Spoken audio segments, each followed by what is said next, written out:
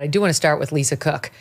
This is very interesting because just because this federal housing guy, Bill Pulte, refers it, makes a referral to the DOJ does not mean the DOJ is actually going to run with it or actually pursue an indictment with a grand jury. But our information is that's exactly what's happening.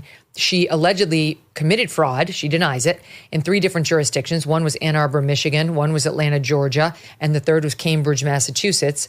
For whatever reason, we're told that this grand jury's been opened in Atlanta, although we're told that the FBI is on the case in at least 2 out of those 3 instances. So the FBI is investigating her.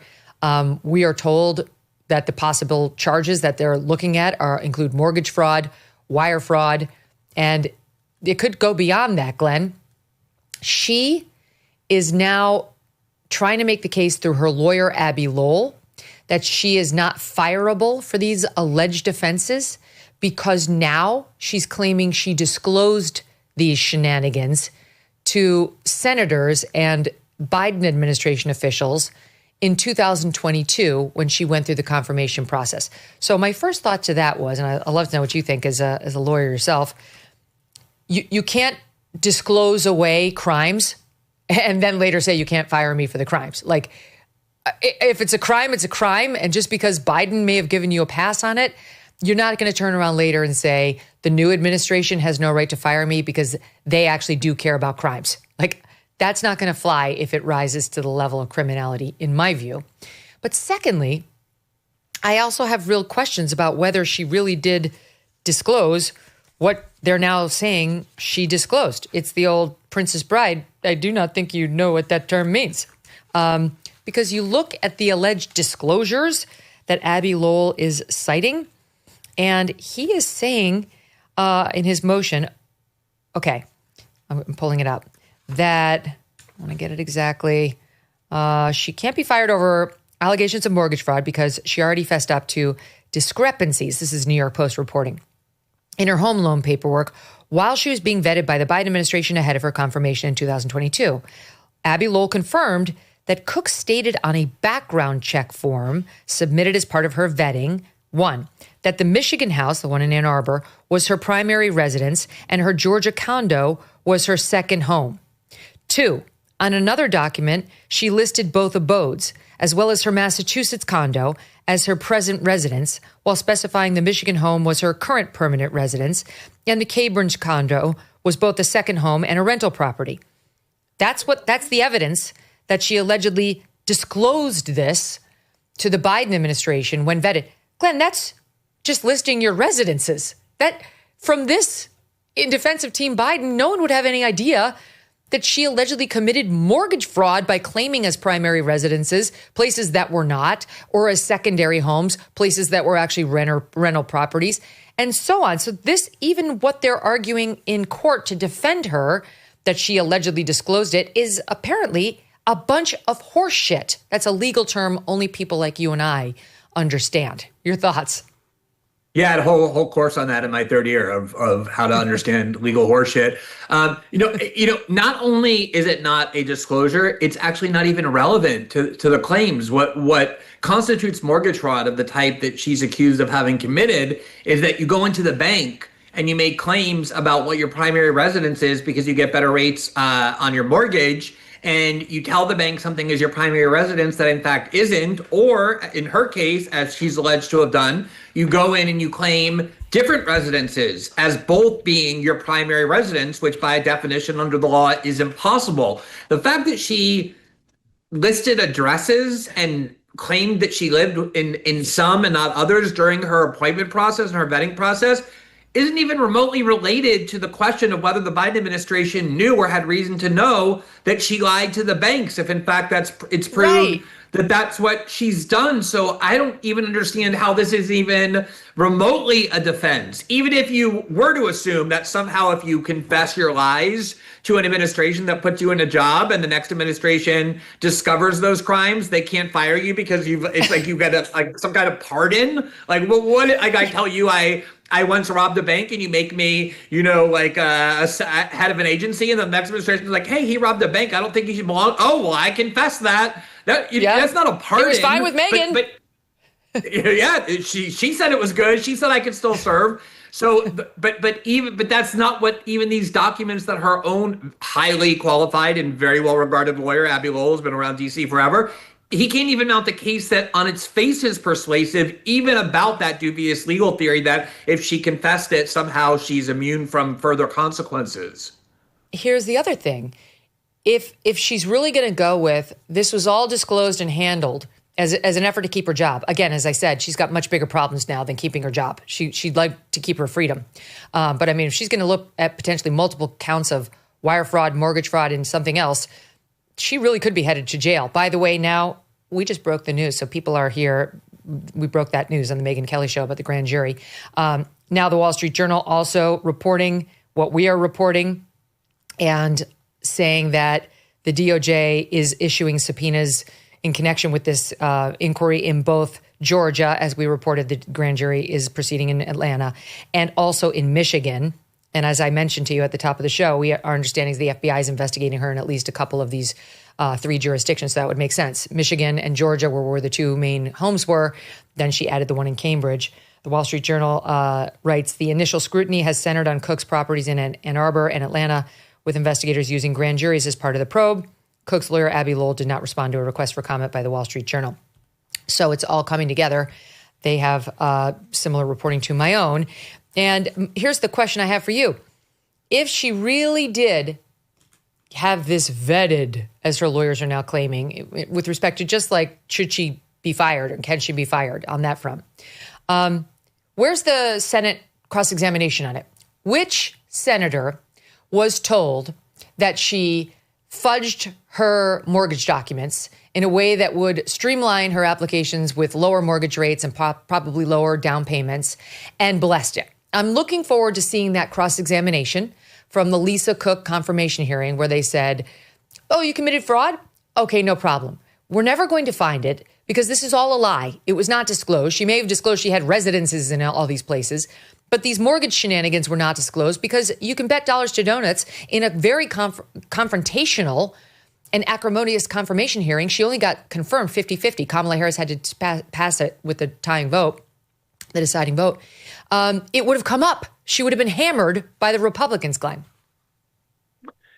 The idea that this was known in Washington and they put her on the Fed, the Fed board anyway, is so insulting to our intelligence that it's hard to believe that's even being tried for so many reasons, including the fact that, oh yeah, like just nobody mentioned it. There was this massive attempt to derail her nomination by the Republicans, and they just didn't even bother to use this. Nobody mentioned it. Nobody thought of it. But apparently it was so well known because she confessed it that it's such a joke. And the other thing I have to say, Megyn, is the reason why this also should be treated so skeptically, even by people who might, support her being on the Fed, is when it was first announced that Trump planned to fire her, it was instantly decreed that the only motive he had was his attempt to subvert the independence of the Fed and to replace her with somebody more sympathetic to his economic objectives. It was just assumed that none of the allegations against her had any merit at all. These were just being invented and fabricated by Trump, the Trump White House, in order to justify removing somebody who he wanted to remove for political reasons. There was no notion of, oh yeah, you know what, actually she did do this, but for various legal reasons, he still doesn't have the authority to remove her. It was only after the media started looking more and seeing that there was actually a lot here, independent of just what Republicans might want with the Fed, did they then start having to shift their defense to invent reasons retroactively why she can't be fired. But that was never the claim at the start. Yes, and you can see like how pathetic the attempted defense is in the way this is being covered. The Abby Lowell motion to try to get all of this against her, like in support of, he wants the firing to be overturned. He argues as follows. During her Senate confirmation process, Governor Cook submitted questionnaires and provided reports that would have revealed the same purported facial contradictions the government now claims are cause to fire her. As if in reading, she had a Michigan home as her primary residence and her Georgia condo was her second home. And then reading both abodes as well as her Massachusetts condo are her present residence when specifying the Michigan home was her current permanent residence, and the Cambridge condo was both a second home and a rental property. As if reading that, these senators should have said, aha, mortgage fraud, wire fraud, as opposed to this is where she lives. She's doing financial disclosures, so we understand conflicts of interest and so on and so forth. Like, this is so farcical. There's not even an allegation by Abby Lowell that something in here revealed her alleged fraud. And honestly, Glenn, now you still have the media trying to run cover for this woman. I'm going to give you a couple of examples down the same line. But this was Morning Joe just last week, where the national affairs analyst, John Heilemann, took it to this place in what the stakes are as Lisa Cook tries to defend herself. I think she's defending more than just the independence of the Federal Reserve Board. She's also highlighting a point here that is pervasively being abused throughout the Trump 2.0 era, which is the total disregard for due process, whether that relates to people like Kilmar Abreu Garcia, people who are being picked up on the street and shipped off to foreign prisons without any due process, or whether it's in this case where Donald Trump is essentially asserting that this woman is guilty of something before she has been charged, tried, or convicted. Okay. Somehow now she's standing up for Kilmar Abreu Garcia in not accepting her termination, Glenn. Okay, look, I'm a very, very vibrant advocate of due process. I mean, I did have some problems with the Trump's deportation policies on due process grounds. I think you and I once debated those. Yeah, we sparred on that. There's a kind of a big difference between putting somebody in prison without due process or putting them on a plane, sending them to an El Salvador dungeon without a prison, and telling someone that because of the cloud of impropriety that's justifiably hanging over their head, they cannot serve on the most important body that sets monetary policy for the United States. I mean, this is what I think is the key, Megyn, is if at the beginning the argument was, oh, Trump is just fabricating this. He's going after a black woman who doesn't defer to his monetary policy. It's a way to, to undermine the independence of the Fed. This is all fabricated. Then you could pretend you're kind of standing for a principle. But now that they're resorting to this other defense, which is like, yeah, maybe she did something wrong, but everybody already knew anyway. Why are you bringing up now? Now it's about defending somehow the right of somebody, like she has a vested property interest, if you want to talk about due process, in being a governor of the board of the Federal Reserve, even though there's significant evidence that she committed mortgage fraud and she might even be ensnared now in what you're saying is likely to be a grand jury investigation. These are utterly different things. Like, are the Democrats really going to go to war over the right of somebody who's ensnared in criminal allegations that have a lot of evidence to support them? The right not to stay out of prison, which I support. You don't go to prison until there's a trial or be deported or whatever, but to serve on this extremely important body. That, this is what I find so bizarre is the eagerness of these people to cling to power. Like, apparently being on this board is so important to her that she's willing, it seems like, to risk her liberty. Like, if she were to just go away, probably a lot of this case would go away too. When inflation jumps, when you hear the national debt is over $37 trillion, do you ever think maybe now would be a good time to buy some gold? Well, you'd be right. Whether as a hedge against inflation, peace of mind during global instability, or just for sensible diversification, Birch Gold Group believes every American should own physical gold. And so they created something special. Until September 30th, if you're a first-time gold buyer, Birch Gold is offering a rebate of up to $10,000 in free metals on qualifying purchases. To claim eligibility and start the process, request an info kit right now. Just text MK to 989898. Plus, Birch Gold can help you roll an existing IRA or 401k into an IRA in gold, and you're still eligible for a rebate in free metals of up to 10 grand. So make right now your first time to buy gold and take advantage of a rebate up to $10,000 when you buy before September 30th. Text MK to the number 989898 to claim your eligibility and get your free info kit.